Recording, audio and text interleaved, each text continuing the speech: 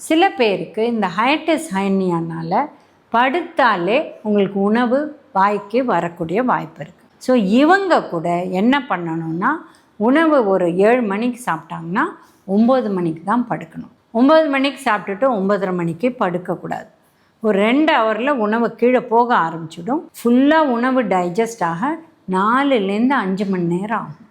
So அதனால் சாப்பிட்ட உடனே படுக்கக்கூடாது.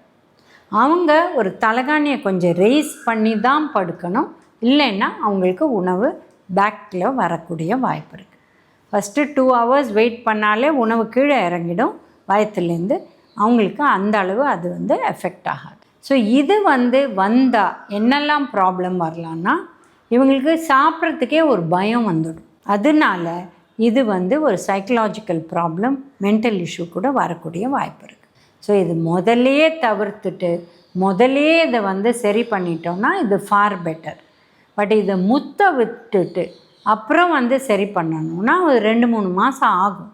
அதுக்கு அவசரப்பட்டு முடியவே முடியாது. பட் யாருக்கு வந்துடுச்சோ அவங்க காரத்தை குறைக்கணும், எண்ணெய் விஷயம் சாப்பிடக்கூடாது, இந்த பன்னீர் இல்லை பிரியாணி இந்த மாதிரி கஷ்டம், டைஜஸ்ட் ஆக கஷ்டம், பஜ்ஜி போண்டா பக்கோடா இதெல்லாம் சாப்பிடக்கூடாது.